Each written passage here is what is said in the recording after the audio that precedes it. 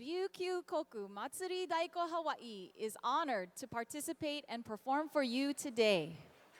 Ryukyu Koku Matsuri Daiko originated in Okinawa in 1982, combining traditional Eisa and Karate forms with contemporary influences and music to create a new and unique taiko style.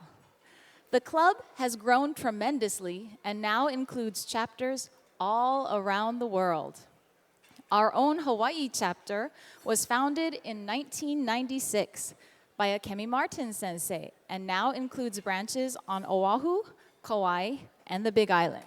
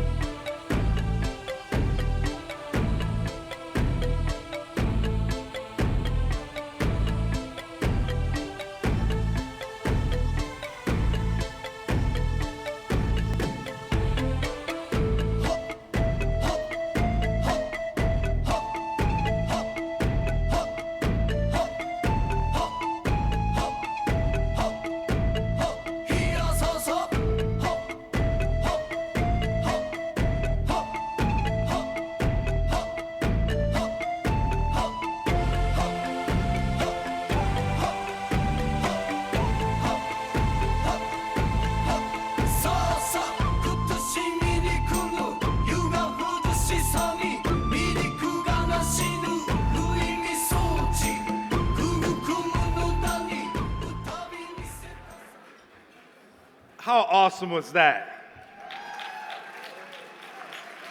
Amazing dance performance. Mayor Caldwell, I've just been amazed by the incredible talent here in Honolulu. Today's lunch, everyone, welcome back, is sponsored by AT&T and Uber Technologies. At this time, I'd like to introduce my friend Mike Zito. Mike is the Vice President of AT&T IoT, Internet of Things, and General Manager for AT&T Smart Cities. He's responsible for the teams that drive the overall strategy, business development, and go-to-market strategy for AT&T's global smart cities business, drones, IoT, FirstNet, and public-private partnerships. Mike also currently serves on the board of directors and chairs the IoT ATL Executive Leadership Committee for the Metro Atlanta Chamber of Commerce. Please join me in welcoming Mike Zito.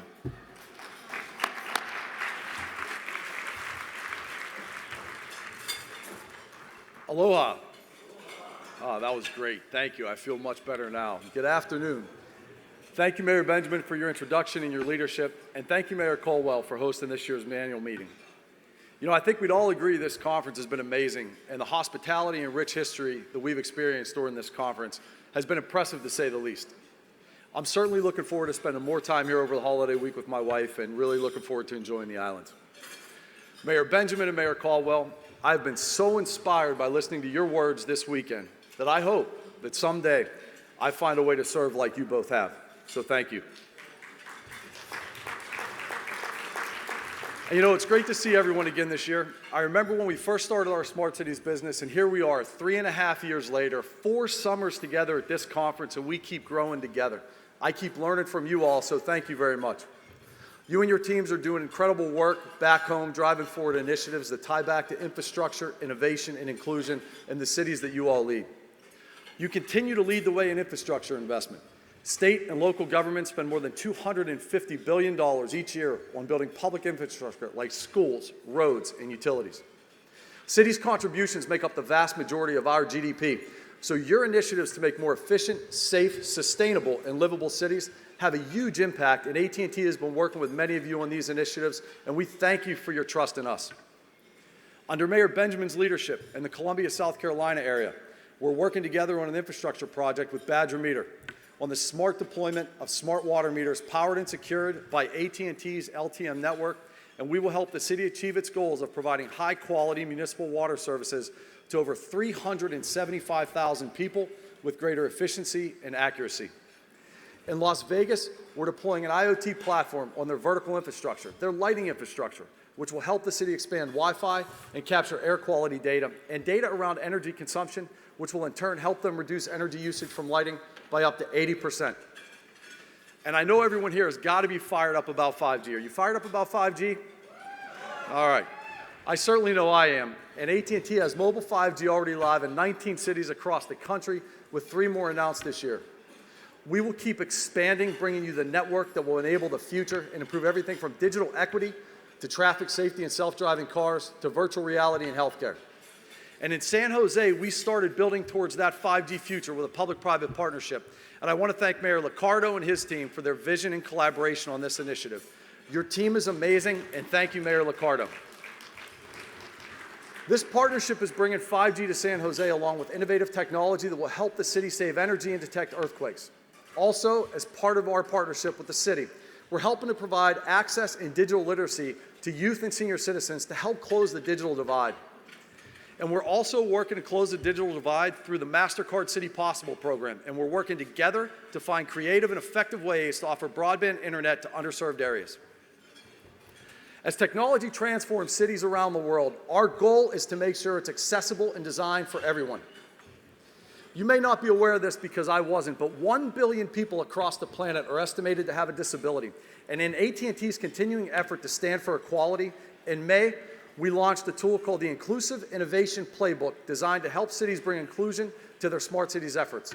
We want to thank the cities of New York and Chicago, whose mayor's offices of disabilities were absolutely instrumental in helping us and the global initiative Smart Cities for All launch this exciting new tool.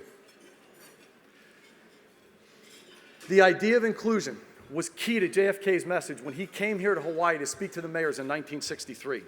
He wanted an America where everyone could live together more happily and more safely. And then, just as now, you all have the opportunity to be front and center on the national stage for policymaking, shaping the issues that matter most to our cities. Your voices are shaping the national discussion on issues like jobs in the workforce, education, social justice, and climate change. Mayor Garcetti and Mayor Caldwell, I've been inspired by your work in this area around climate change, so thank you. And all of you have shown great leadership in that fight against climate change. 95% of mayors have reported that in the last 5 years, you've experienced climate impacts from flooding, heavier snow and ice storms, and heat waves and wildfires. Innovative technology like drones will be able to help first responders during these types of events. And in fact, AT&T and FirstNet have already launched an all-weather drone that can handle tough conditions and see through obstacles like smoke and tree cover. And we actually use drones to bring connectivity back to impacted areas after Hurricane Michael. So we understand how to use this technology and how to help you use this technology. AT&T is continuously working with your teams to make sure our communities are prepared and the people that we love are safe. AT&T FirstNet now has more than 7,200 public agencies that have put their trust in this network. And we've added more than 6,000 agencies since I spoke to you all last summer. And San Jose is the first in the country to deploy FirstNet to all their public safety personnel and emergency response staff. Thank you. The FirstNet network has been shown to be 25% faster than any commercial network, and when it comes down to it, that's a game changer for first responders that are charged with keeping us safe. AT&T is deeply passionate about the communities and the cities that you serve. Last year, we started our AT&T Believes initiative. Today, we've expanded that campaign to 19 cities all across the country, with more to come in 2019. And because each city is unique, we're working with the local nonprofits, our local employee volunteers, government and business communities to address everything from gun violence to homelessness to rural community development. All important topics to all of you and to us. And we know there is no blanket approach to what will work for your city. You know your cities best. You know your constituents best. Your business partners like AT&T can help, and we're providing frameworks to address these big challenges. We can help provide the data to understand these challenges and the tools to address them. 56 years ago, President Kennedy spoke to the mayors here at this conference. He was not afraid to lead from the front and dream big, just like you all do every single day, and we all should. As was said so eloquently yesterday by our host, Mayor Caldwell, look to the mountains and dream big. And I want to thank all of you for the opportunity to learn from you these last several years and to help you serve your communities. Myself and AT&T are continuing to look forward to work with you to drive positive change in your communities around infrastructure, innovation, and inclusion. Enjoy the rest of the conference. Enjoy this amazing island. Be well, and thank you for your time today.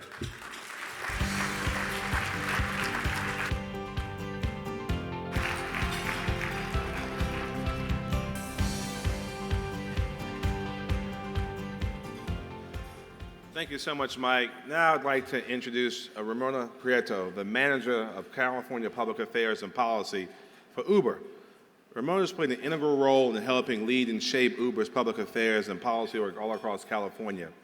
Before joining Uber, she led government affairs and policy work at Pacific Gas and Electric Corporation, where her work was dedicated to energy policy, stakeholder engagement, and public affairs. She also has 10 years working in politics, government, policy, and public affairs. Please, Ramona.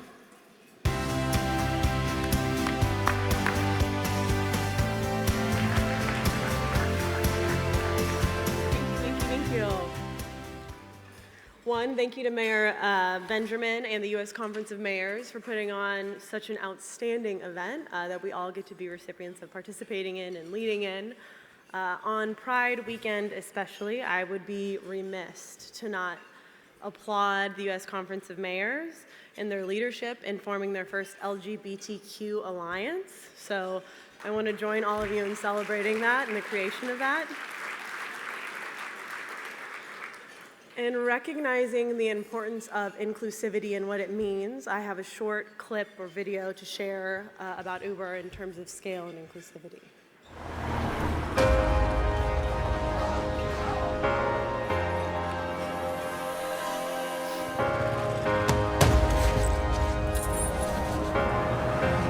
I just want you to see the sunrise this early in the morning. Sydney, here we are! Yes! Such a gentleman, putting your luggage in for us. You can register to vote. All because of her. إنه أول مرة نشوف سعودية تسوق والنقود. This industry is changing, and I'm glad to be a part of it. A melhor motorista do Brasil. If there's something that I could do other than just get you from one place to the other, you've had a spectacular ride.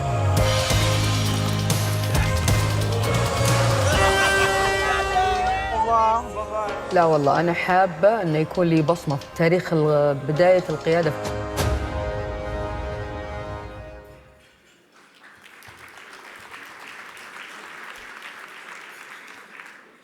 So one, this video I think shows in terms of Uber's space, although we operate globally, we live locally. And a testament to that and the relevance of so many mayors in this room is that we are drivers, our riders, our couriers from Los Angeles, California, to Beaumont, Texas, to Miami, Florida, are members of your community. So we recognize the value and importance in partnering with you, engaging with you, and being a part of events like this, where it becomes this nexus of innovation and policy change and focusing on our communities, the communities that we all have the privilege to serve at the pleasure of. And to that end, Uber is proud to be a sponsor. This morning, hearing all of the members of the Business Council, and some of them having 15+ years of partnership with the U.S. Conference of Mayors, is something that we look forward to continuing and being a part of the dialogue and being part of the policy changes and solutions that you guys all push for every single day. And with that, I look forward to closing out the conference with you all and looking forward to the afternoon panel. Thank you very much.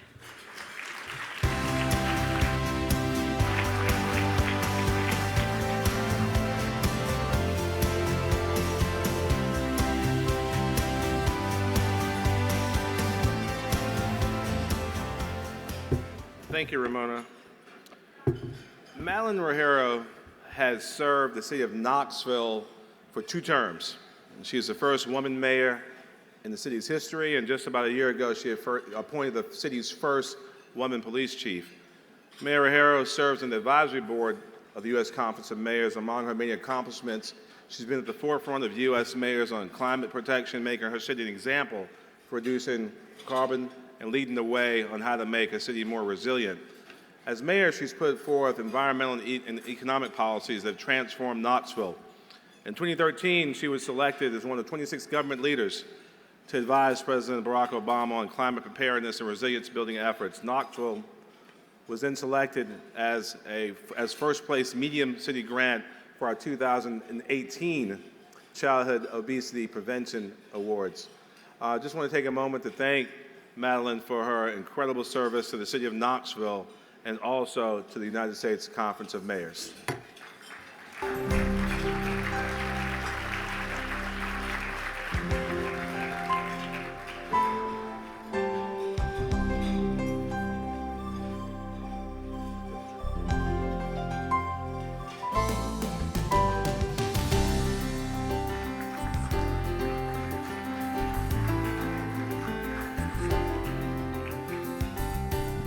Good afternoon. I want to thank Mayor Benjamin for his outstanding leadership of this organization, and it is a real honor for me to accept this recognition today. And it's been an honor for me to be a member for almost 8 years now as I've served the city of Knoxville. You know, the knowledge that I have gained and the relationships that I have made as a result of the U.S. Conference of Mayors have truly made me a better mayor for my city. You know, as mayors, we have to balance the budget, we have to fill the potholes, deal with rezonings, one of our favorite things. We need to get the trash picked up. We need to do all of those things. We need to manage our cities well. But what I have truly learned from the U.S. Conference of Mayors and from my fellow mayors is that it's more than managing our city effectively. We have to be true leaders. And that is what I see in this audience. It's what I have, the relationships that I have made over these past 8 years are with true leaders in our cities. We have to be the voice for greater equity, for inclusion, for diversity. We are the leaders when we talk about immigration and race and LGBTQ issues, all of those, it's up to us to be the leaders. So I want to thank all the mayors, and I want to thank all our staff, because all of us as mayors know without our staff, we wouldn't get our jobs done. And the staff of the U.S. Conference of Mayors. I want to thank all of you. Yes, let's hear it for the staff. I want to thank all of you for your friendship, for your support, and for that principled leadership that you all exhibit every single day. Thank you.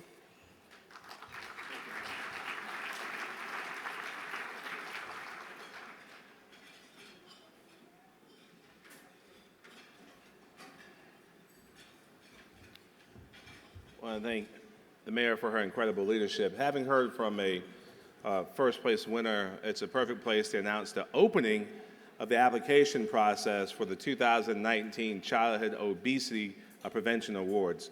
Through the conference's partnership with the American Beverage Foundation for a Healthy America, since 2012, we've awarded more than $3.1 million in grants to cities all across the country. In 2020, we'll award another $445,000 to 6 outstanding cities to support your efforts to address childhood obesity in innovative and impactful ways. You can apply online at www.usmayors.org/childhood obesity. Applications will be due at the end of August, so good luck. So to all my mayors who are here for the first time, apply for the awards. Apply for the awards. You're doing great work in your cities. It's important to be recognized and people see exactly what you're doing on a national level. It's my opportunity now and a real pleasure to invite to the stage Ana Roca Castro. Ana is the CEO of Genius Plaza, and she brought a whole posse right here, as you can tell. The Genius Plaza posse. And she's going to serve as moderator for a panel on education and health interoperability to drive systemic impact. We're going to try that one more time. Education and health interoperability to drive systemic impact. Say that 3 times at your own table. I'm joking, don't do it. I'm actually going to serve on this panel along with Mayor Cabaldon. And Ana, come on up, let's do it.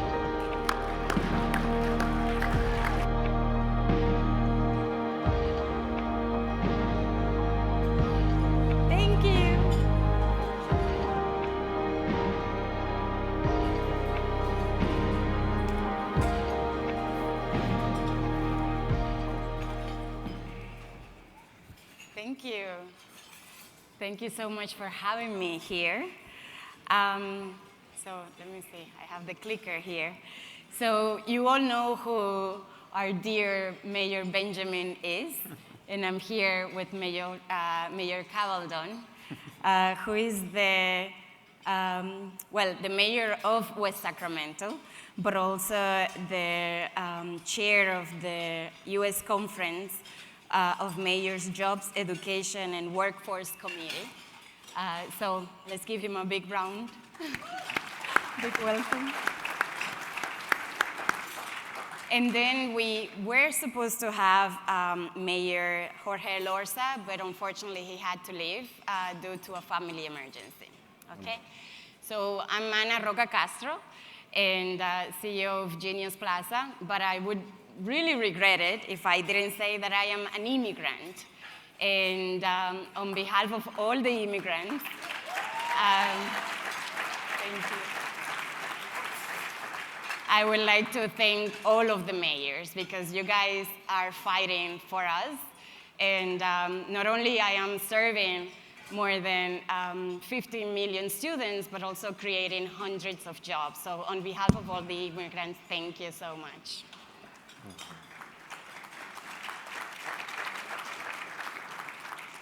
So I'm going to give you a little bit of a journey of a background on how this whole thing started.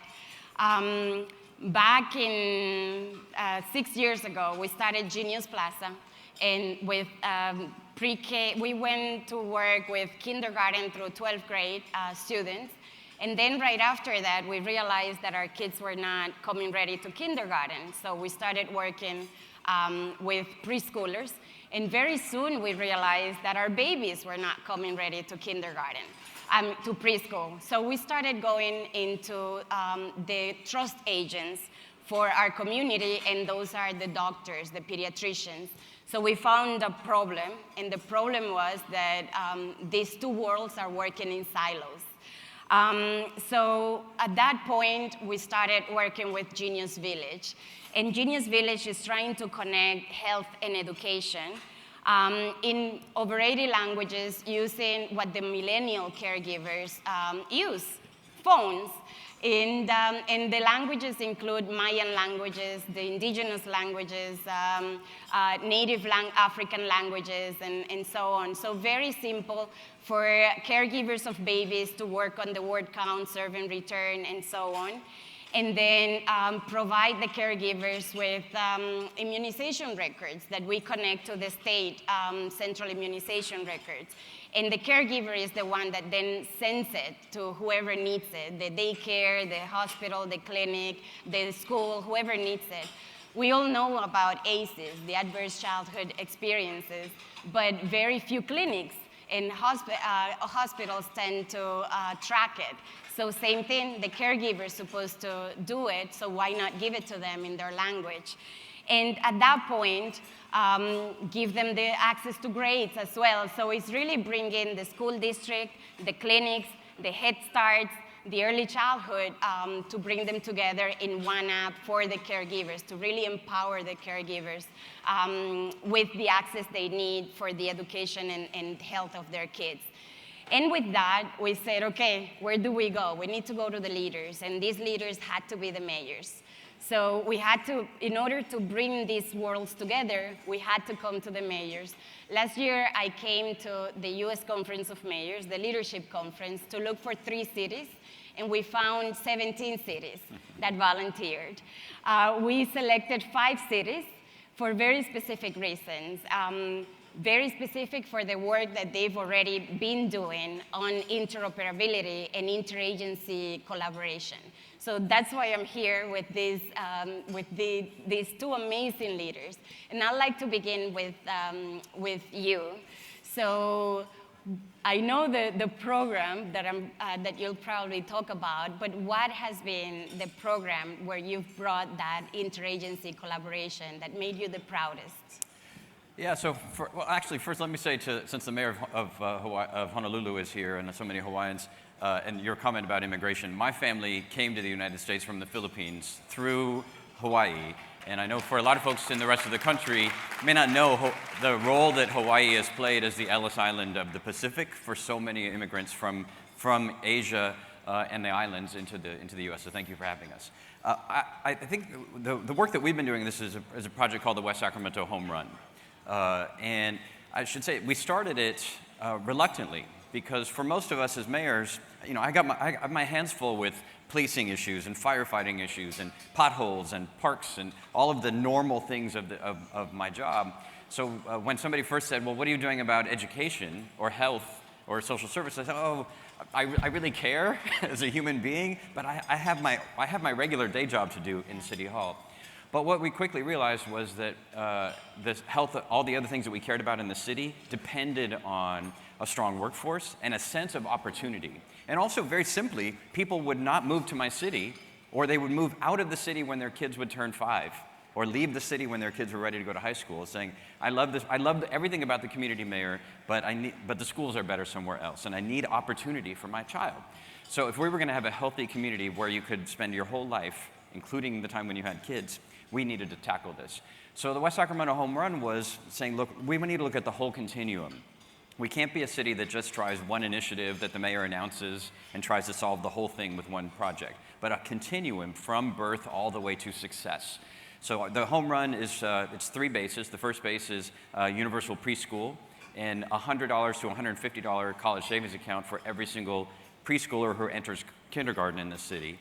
Then second base is digital badges that mark learning that's occurring in the community, and also guaranteed paid internships for every high school student in a college and career pathway, followed by a guarantee of tuition-free community college, plus scholarships for every single student in the city. It's a pretty bold commitment, but it's about weaving together resources. Underneath all of that is weaving together the systems and the data, which I will, obviously we're going to talk a lot about, but I have to say this was the area that we didn't expect. And it's where both some of the hardest challenges are, but also where some of the greatest benefits for families and for young people are. Great. And Mayor Benjamin, the last time I was in your city, I remember, so the biggest problem is this trust, and we know that data runs at the speed of trust. And I remember your superintendent, kind of a little skeptical, but all of a sudden he said, "But I trust you." So how do you build a trusting relationship with the agencies? Wow. Well, it starts with being fully transparent. People usually don't care what you know until they know that you care. And when they realize that you're on the same team, it's amazing what you can start to generate.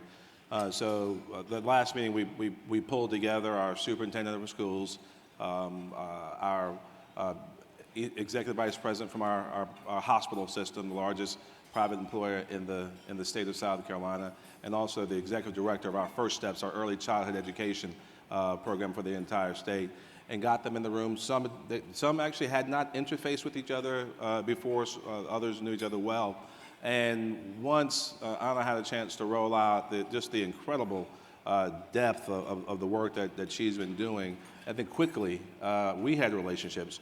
We have a relationship, but it was amazing how things gelled so fast. But it showed, as Christopher mentioned, just the power of the mayor and being the chief convener. Pulling people together that we all interface with in different silos and pulling them all into a room and using the leverage of not just convening but the relationships that we've built. In our city, we face so many similar challenges as all of you face. We're the benefit of being in the state capital. We have a Carnegie Research One University there at the University of South Carolina. We have the Army's largest training base in the world in Columbia. So although we're a mid-sized city in the American South, we have people who live in our city who are from every one of the 194 sovereign nations of the earth. We speak 90 different languages. That's always wonderful, the mayor to go out and talk about, but the unique challenges it places on our school system and our hospital system as we try to make sure people have good public health against the backdrop of a state that's still dealing with some of the transit issues that we've dealt with for centuries. Still, if you're a black or brown child born in South Carolina, you have a less chance of seeing your first birthday than a child born in Botswana or Libya or Panama. The issues are real. So taking this approach, this incredible approach of really pulling in caregivers and pediatricians with our educators and have everyone using the same information, same time, it's downright exciting. I will say this, and I know he's not here, but I would want you to spend some time to talk about Jorge and the work. He's doing incredible work in this space. He's an early adopter, and maybe just sharing with the room the work that he's doing in Providence as well. But I want you to do that after Christopher tells everybody about this shirt. Tell seriously, I was amazed. Sure, Mr. President. This is Barong Tagalog. This is the traditional formal wear in the Philippines. If it looks like a guayabera, it's because the Philippines is as the other countries of Asia would say, we're the Mexico of Asia. So a lot of the same traditions that appear in Latin America are reflected in the Philippines. And so it's very similar, but this one's made out of pineapple thread. Pineapple thread. Yeah. Yeah. He always amazes me, so I have to share things with the world that Christopher Cabaldo shares with me. Could I add, though, because I think one of this trust issue, mayors have a lot of power of convening, but the other silos, they have their own things going on. So I can probably ask my superintendent to do something that she doesn't really want to do, maybe once a year. Yeah. And she'll do the same with me. But I can't constantly say, hey, I have another initiative. Guess what? And so the key to these partnerships, I think, has been really understanding what's in it for them. What is your pain point? And so in this partnership that we've been working on, for her, it's I can't get the immunization data. And so I have to keep sending notes back home with the child to the parent to get immunization data. Can you help get that? As opposed to her helping to solve my problems. Right. And that's so important in building these partnerships, is to just put yourself in the shoes of and listen to what the other partners are trying to accomplish in their daily pain and their daily work. Yes. And it takes a lot of reiteration. And I think that's why we really needed the 5 cities to co-create the village together, because there's no way that just us as engineers would be able to do it. So thank you so much. We have 58 cities I shared with you that signed up already, and they're going to be following your steps. So tell them what are the biggest challenges you're facing when it comes to bringing these cities to work, these agencies to work together. And be honest. Well, I'll say this. First of all, I hate speaking after Christopher. It makes me feel not as bright as I thought I was walking in the room, so I'm going to go first this time. I think the recognition he made of understanding that each of these other systems have their own challenges. We have a lot of regulations and policies and rules, many of which make no sense at all, and a lot of our business partners will tell you that as well.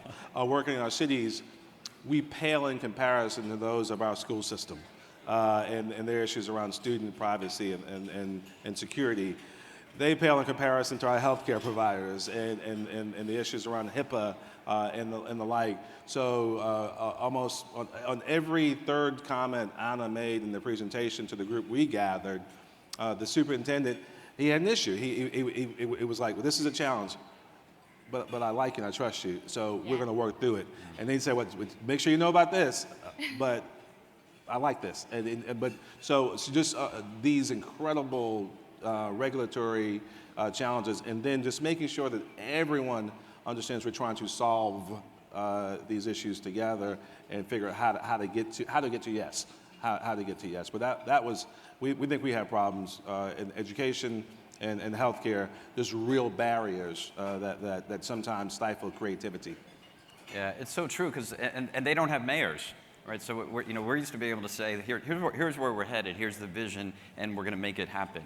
And for clinics and hospitals, and for school districts in particular, they have a lot more, the decision making is a lot more diffuse. And so you can get the superintendent to say, I'm on board, but if you're not paying attention to how do you get the attorney excited for the school district, how do you get the data specialist excited, you're not going to succeed in it. So I think we've really focused in that space. But also understanding the changing nature of privacy and what that really means for people. Has been one of the hardest challenges, because as soon as we started talking about this, families were like, I really want this. I want to be able to, my pediatrician and my kindergarten teacher, to be able to exchange the information that's going to make learning and health for my child better. But all the policymakers and the attorneys were thinking, we don't want any data to be transferred or to be shared. And that's a very 1980s way of thinking about data. It's thinking about data as something that's owned by the school, or owned by the city, or owned by the hospital. It's not. It's owned by the family. Yep. And putting it back in their hands is a paradigm shift that I think mayors have a key role in being able to describe what that can look like, and bringing the voices of the actual families to the table. Right.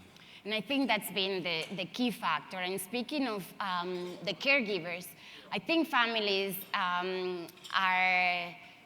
we owe it to the families to let them know which preschools are of quality, which schools are of quality. One thing is the propaganda that, I don't know, a charter school might be better than a public school. Maybe it's not true. So where is that data? Where is that transparency out there, and how can we provide it back to the caregivers? And that's usually our biggest challenge on our side.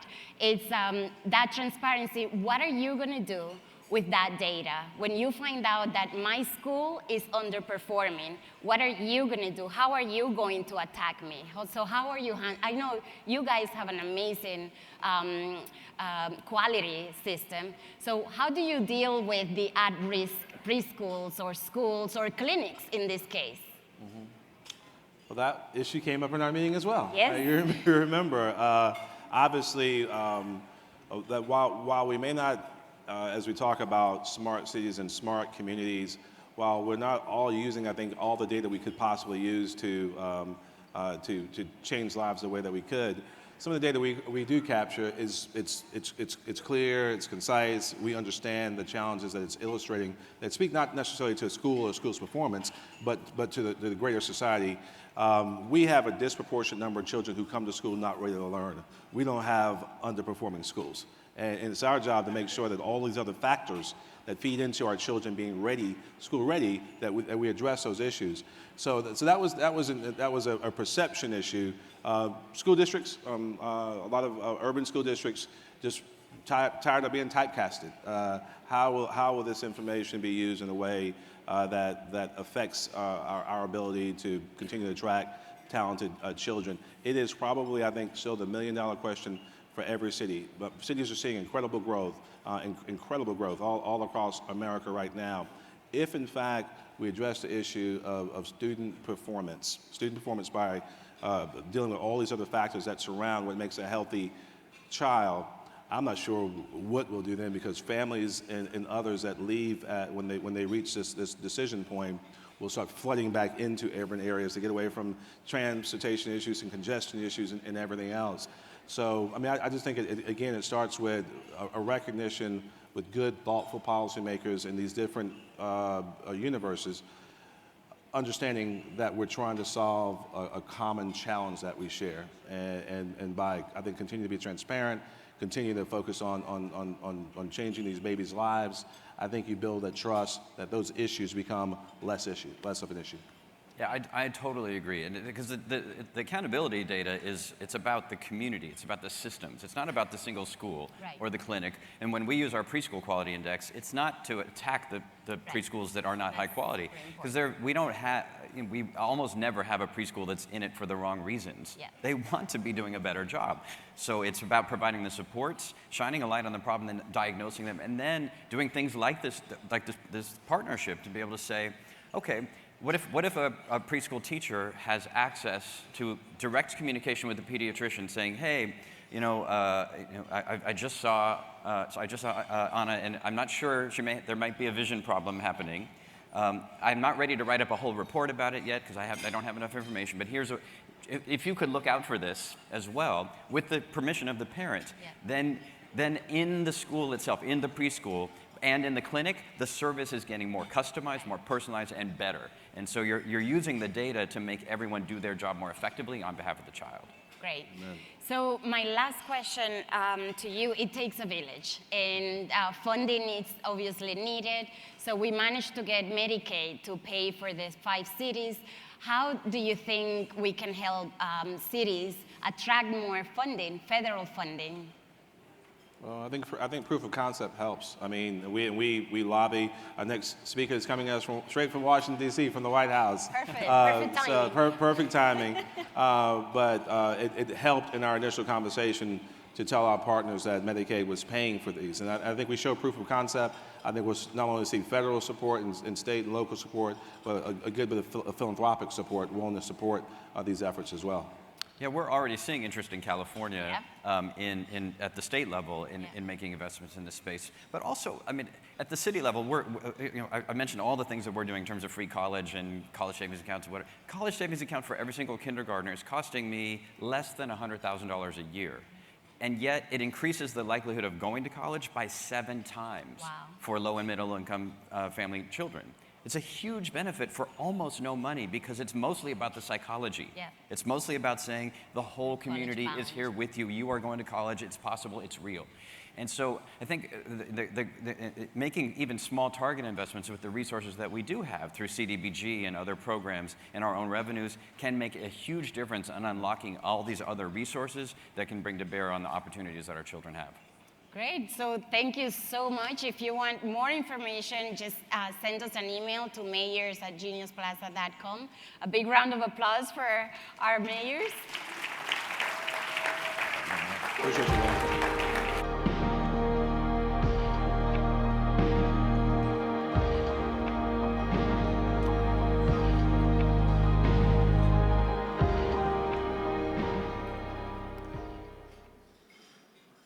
I love those two.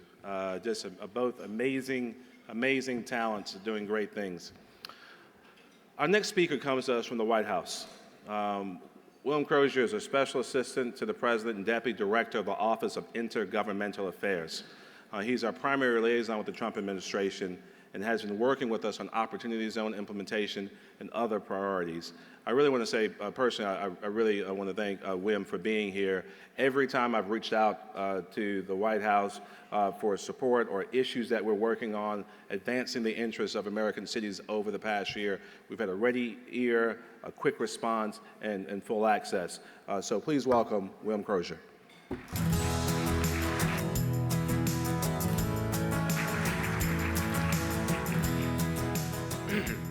Thank you, everybody. Mayor Benjamin, Mayor Barnett, and host city, Mayor Caldwell. It's an honor to be here with over 280 mayors from around the country at the annual meeting.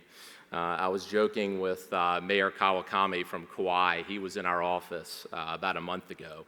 Had a great discussion on some different priorities that he is facing in his community. And I said, I can't wait till I follow up with you and we have a follow-up meeting. Little did I know that that would be 5,000 miles away in Hawaii.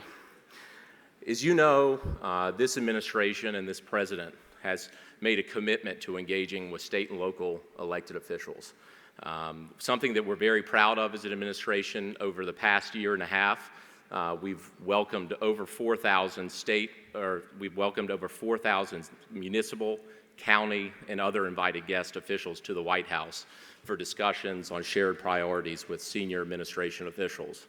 We've also hosted roundtable discussions with mayors and county commissioners on pertinent priorities impacting your communities. That includes affordable housing, that includes criminal justice reform, supporting our nation's veterans, and opportunity zones, which is a central priority for the administration.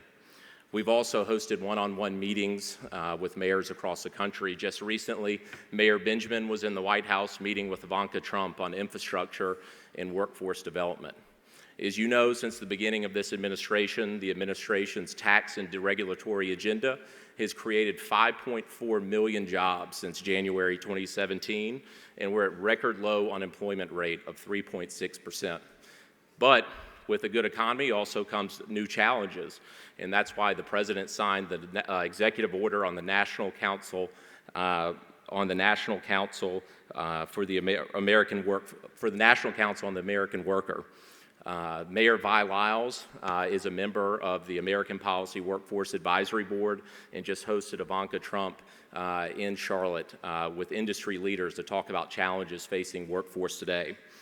We've also hosted recent Mayor-elect Lori Lightfoot at the White House, who met with senior administration officials on criminal justice reform and opportunity zones. As you also know, the President signed the First Step Act in December 2018 that looks to ease inmate transition back into the community and also makes common sense reforms to the federal prison system and judiciary. Another accomplishment that we're proud of. Earlier this month, Mayor Kevin Faulconer from San Diego was in the White House. The mayor met with President Trump to discuss infrastructure, and also he met with the president to talk about trade. This administration appreciates the important role that mayors from across the country play, rural, urban, suburban, and serve, and know that local elected officials, you simply don't have time for partisan politics and are expected to get things done. And that's why our commitment at the White House and the President's commitment to you is to work on bipartisan priorities, affordable housing, infrastructure, as I just mentioned, trade, supporting the nation's veterans, combating the opioid crisis, all priorities for this administration. I was talking to the mayor of Parkland, Florida as well earlier, and the mayor of Salisbury, North Carolina, and they said, when are you guys going to host the Women's Mayor Summit that you hosted last year? That will be coming again, and we look forward to welcoming you to the White House for that. In the administration, I want to close with appreciates the U.S. Conference of Mayors' consideration of a resolution of support for the United States-Mexico-Canada Agreement. Recognizing the importance of 21st century trade agreements, more than 100 members of the conference supported prior trade agreements just recently. The USMCA has the strongest labor and environmental provisions of any U.S. trade agreement, and it makes common sense reforms to meet the demands of a 21st century economy. So we hope that you'll join your fellow mayors from around the country in supporting the USMCA resolution that I know is pending. So with that, I will close. I appreciate you having me. I've seen a lot of familiar faces here. I've met a lot of familiar faces. We look forward to continuing to engage with you. This administration values the role that mayors and county commissioners across the country play. You know how to get me. My door is always open. There is no wrong path to the White House. I look forward to welcoming you, and we appreciate your support. Thank you.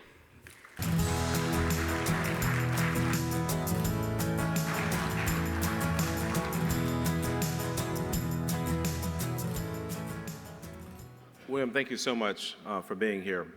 Next, we're going to hear from the mayor of Austin, Texas, Steve Adler. Mayor Adler has been an active member of this organization, helping provide leadership at the highest levels, and we're so honored that he's going to host us for next year's 88th annual meeting in Austin. Please welcome Mayor Steve Adler. Hey, this is Matthew McConaughey, and it looks like you mayors, your families, and kids are coming to Austin in 2020, and I want to be the first one to welcome you. So come on down, and let's jam together, Austin style.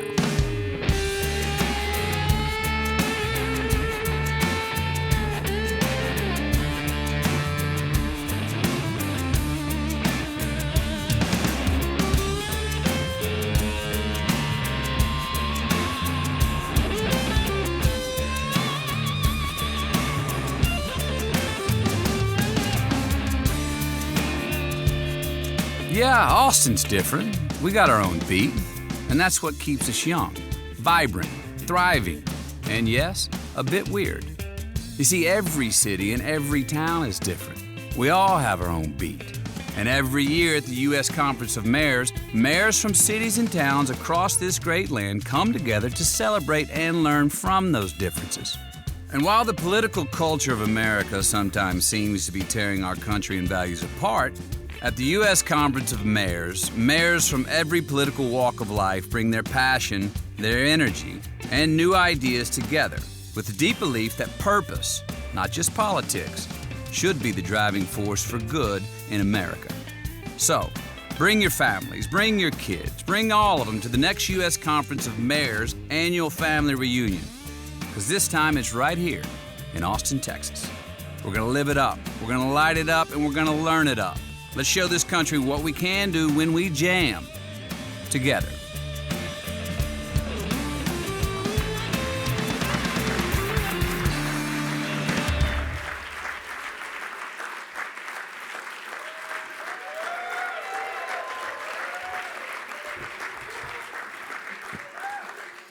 Aloha. Howdy, y'all. You know, let's hear it again for Honolulu. That just did such a phenomenal job. Kirk, just a great job. All the events, let's give them applause for.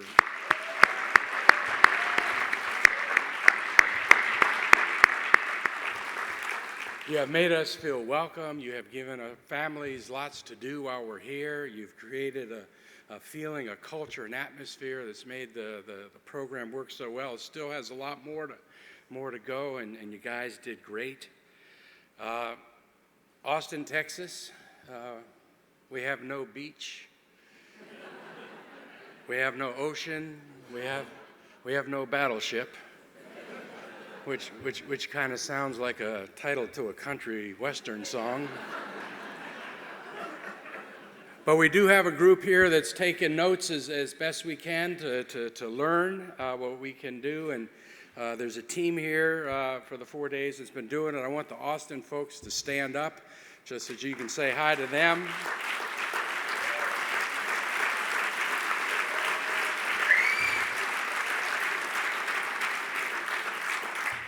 Team also includes, as you heard, narrating the piece, Matthew McConaughey, who's really leaning into this program for us, part of our steering committee and group. He narrated that piece. We've had a request from Brian Barnett's office to see if we could arrange a moment when he and Matthew walked out on the stage next June bare-chested. Matthew's not too keen on the idea so far, but we're working on him. The team for Austin also includes the folks that do South by Southwest, and some of you have seen that. And the steering committee has the folks that do Austin City Limits, another big event in our city. The chair of it is Roy Spence, who you saw on this stage at the meeting in Boston talking about purpose. He's the creative genius that I think kind of invented Southwest Airlines, at least all the marketing and your feel for the brand of that. So we have a really good team that's in place. We like to think of Austin as a city that is a magical place with a really special spirit and soul. It is certainly one of the cool cities in the country right now. I know that because I was standing next to Bill de Blasio not that long ago, and he leaned down to talk to, which he has to do because he's, like 6'8" or something like that. And he leaned down and he said, Mayor, you know, Austin, Texas, may be the only city in the country that's cooler than New York. I told him I was going to repeat that. And he asked me if I heard him say, maybe. So it's always repeated exactly the way that he said it to me. But it is a city that's doing well. Austin is the fastest growing large metropolitan area in the country by rate for each of the last 8 years. Our unemployment rate is 2.3%. Which is too low. We have more startups per capita than any city in the country. U.S. News and World Report ranked Austin as the #1 place to live 3 years in a row. And I think that when you come to the city and you have a chance to see the things that are working well, you're going to recognize a lot that you have seen in your city and in other cities, because what Austin does well is we steal from other cities. So as we're developing our blockchain technology now to help homeless folks experiencing homelessness keep track of their paperwork, you're going to see the proposal that Providence started to increase the word count in their kids. You're going to see us trying things in the homeless area in our city, which is a challenge, and we're learning from the experience of Portland and Seattle and LA. Austin, we like to say, is one of the live music capitals of the world. When you come in our city, 250 venues on almost every evening playing great quality music. You'll see a lot of what they're doing in Nashville and in San Francisco. We're trying to do more historic preservation, and we look to Charleston for our example of that. The summer internship program we lean heavily on Louisville, the way we incent workforce development from West Sacramento. Our initial attempts here to be able to get ready for a growing opioid challenge come straight out of Dayton. Austin is a city that wants very much to be able to host the United States Conference of Mayors, because we have been one of the largest beneficiaries of this experience of stealing ideas and best practices from other cities around the country. And we have our challenges in our city. We have a city that has affordability issues and mobility issues.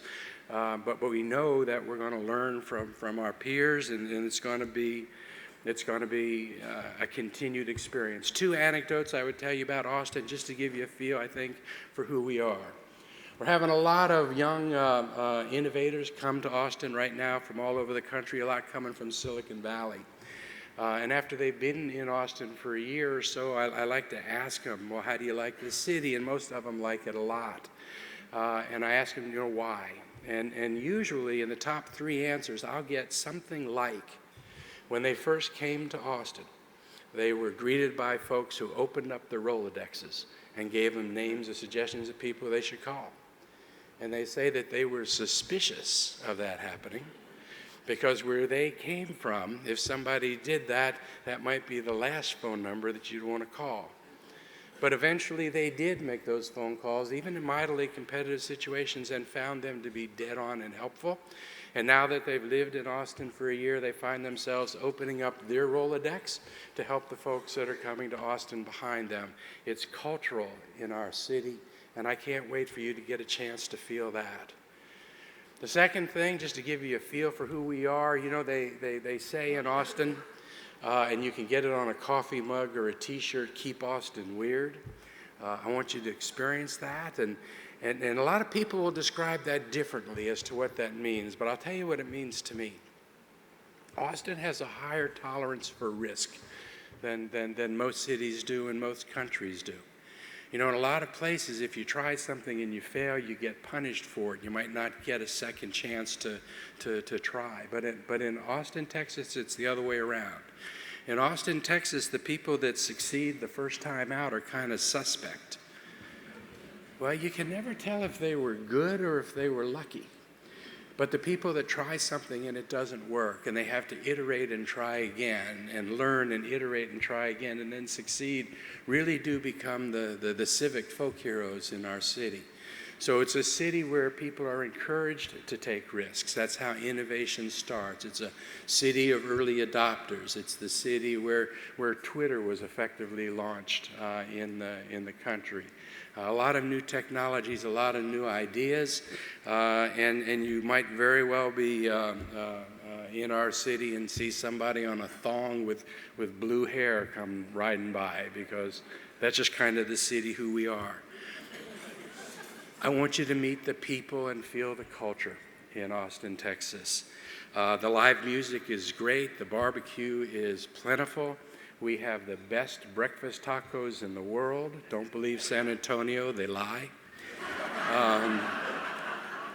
But it's a great city, and when you think about the timing for next year's convention, next year's U.S. Conference of Mayors meeting, it's the last national big meeting before the two conventions take place, the Republican and Democratic conventions.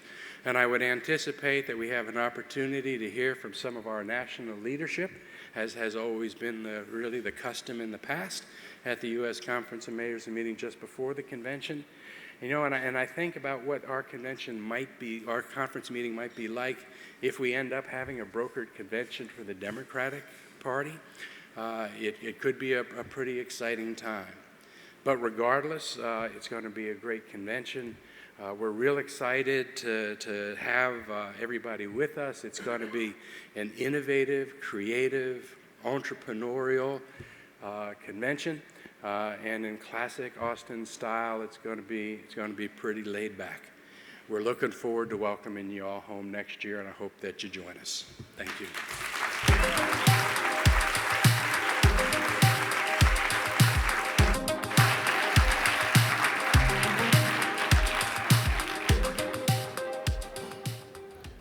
Thank you, Mayor Adler. We're pleased to welcome back to the Conference of Mayors our friend Mayor Kazumi Matsui from Hiroshima, Japan. Mayor Matsui took office in April of 2011 and simultaneously assumed the position of President of Mayors for Peace. As the President of Mayors for Peace, he has been tirelessly working with member cities across the globe, including some great leadership from our friend who's not with us here today, the Mayor of Des Moines, Frank County, working to foster and expand the international support for a world without nuclear weapons in the light of the horrific 1945 bombing of Hiroshima and Nagasaki. We're happy to have him here today to give us an update on Mayors for Peace. Our two organizations have had a long and productive relationship for many years. In the world we live in, never has the Mayors for Peace mission been more important and timely. So please join me in welcoming Hiroshima Mayor Matsui.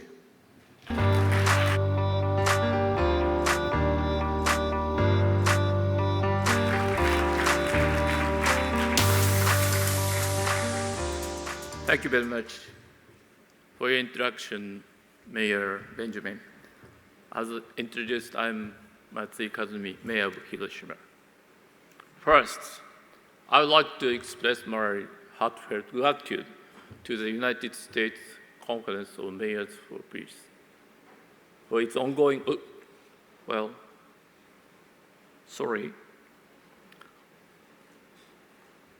Let me start by thanking Ambassador Kennedy for her beautiful message of reconciliation and moral awakening yesterday, citing the late President Kennedy's speech at the U.S. Conference of Mayors Honolulu meeting in 1963, as well as President Obama's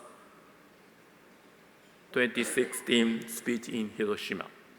Well, let me also express my heartfelt gratitude to the United States Conference of Mayors for ongoing support of Mayors for Peace, as expressed in its resolution adopted annually since 2004. As Mayor of Hiroshima, I serve as President of Mayors for Peace, an international non-partisan, non-governmental organization with 7,764 member cities in 163 countries and regions, including 215 US cities. I'm very pleased that Honolulu, with this year, is celebrating 60 years of sister city relations with my city. Thank you.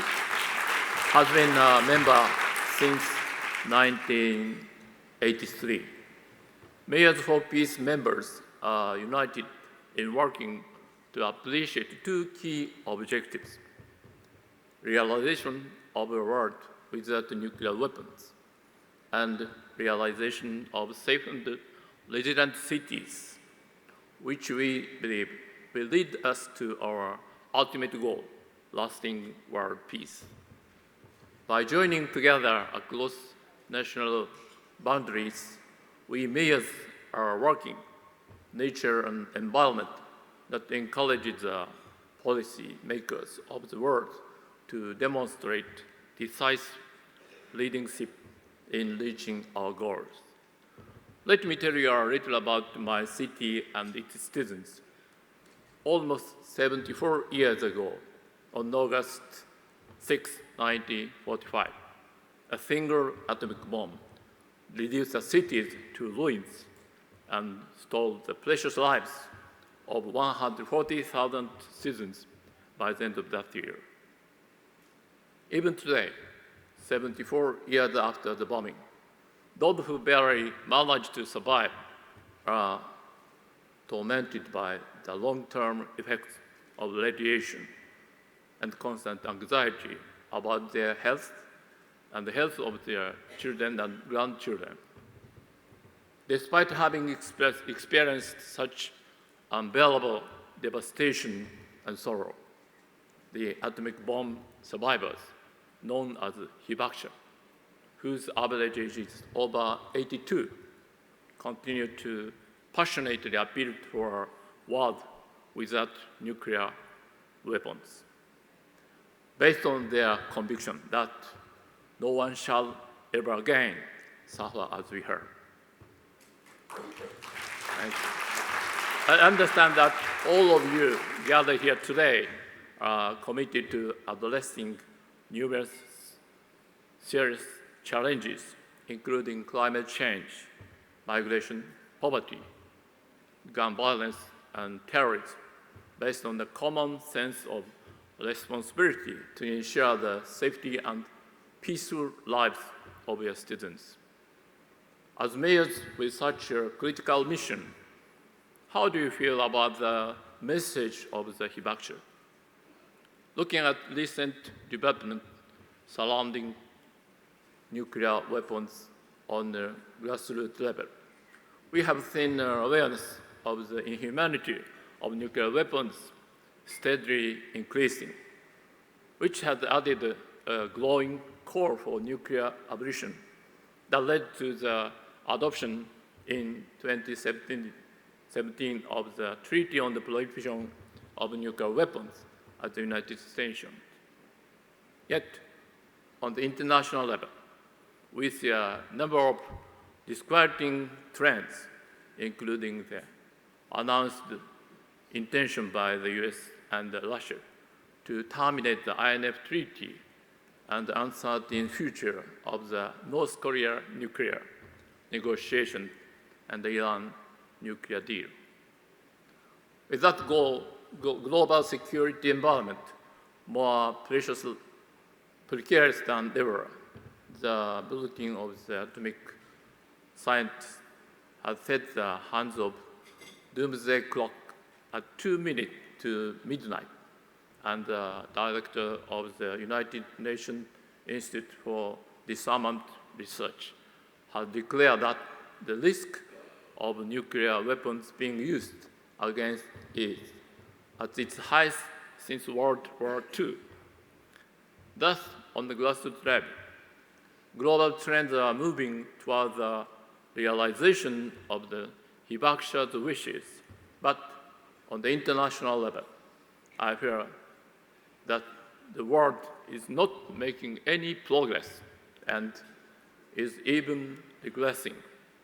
As mayors, you are working every day for the well-being of your citizens, but all your efforts could be online if nuclear weapons are used again. I would also like to point out that while every one of the nuclear armed states is spending billions of dollars to modernize and upgrade their arsenals, that money could be much more productively sent to meet the needs of cities and the people who live in them.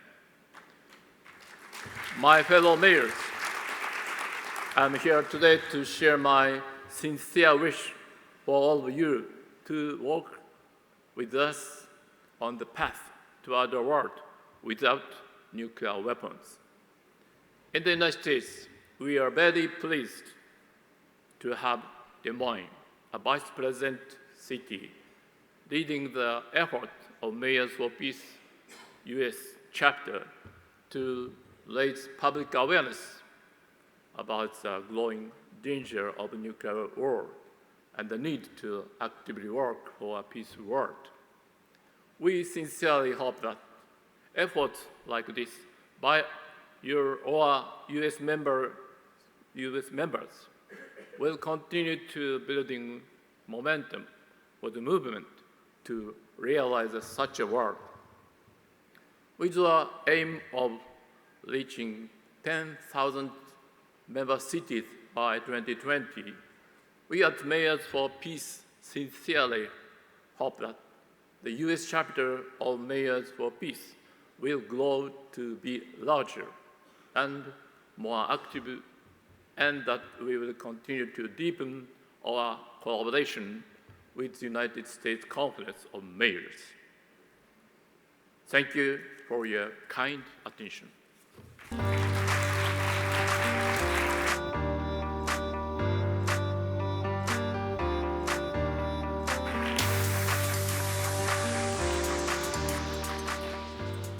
Thank you so much for your incredible leadership, Mayor Matsui.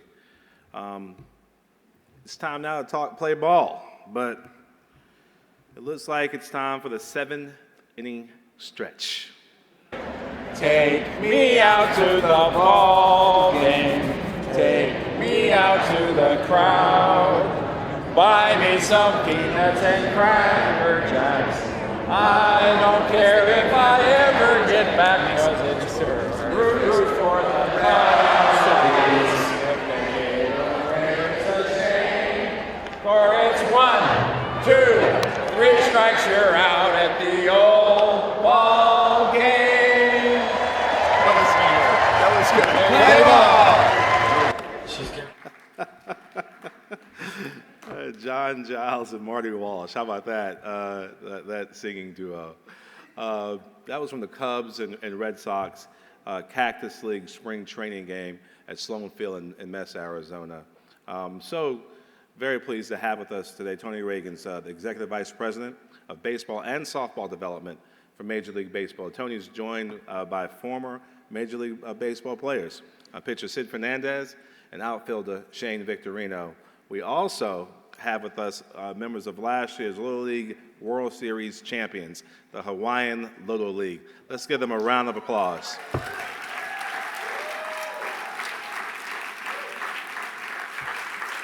The Mayor's Play Ball program has been a huge success. Last year, mayors engaged over 36,000 young people and had over 300 cities across the country participate in all 50 states. My kids at home are always fired up about this. Tony's here with us today to officially launch the 2019 Play Ball Summer Program.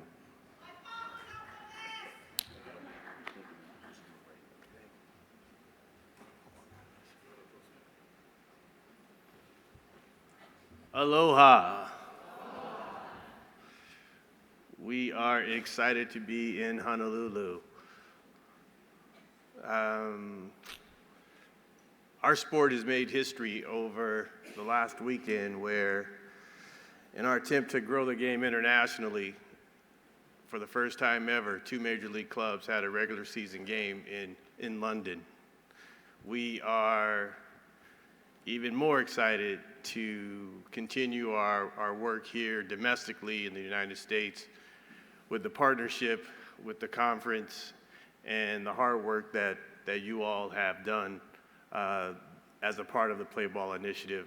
We'd like to thank President Benjamin, who has been a great supporter, Tom McClyman, Tom Cochran, former Mayor of Trenton, Doug Palmer, Jocelyn Bogan. All of these people have done tremendous work as we continue to spread the message of playing baseball in the simplest forms all over the country. 355 mayors last year took the lead on Play Ball and declared their communities Play Ball cities, impacting over 36,000 young people around the country. We're extremely excited about that effort, the growth that the Play Ball initiative has seen over the last 3 years, and we continue to do the work that needs to be done to encourage kids to play baseball and softball. Joining me today here is our Major League All-Star, World Series champions, and most importantly, Hawaiian natives, Sid Fernandez and Shane Victorino.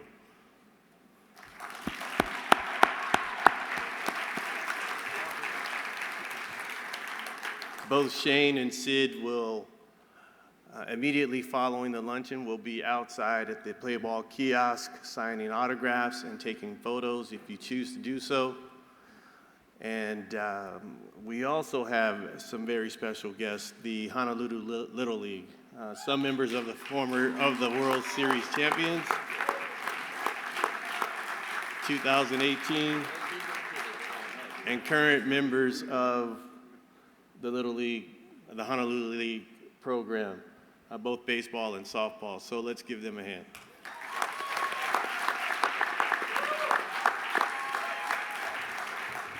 So if you haven't, mayors, if you haven't had a chance to do so, please visit our Play Ball kiosk, sign up to be a Play Ball city, and we look forward to growing the number past the 350 mark to a larger number next year. So with that, I will say welcome to Play Ball Summer. Thank you.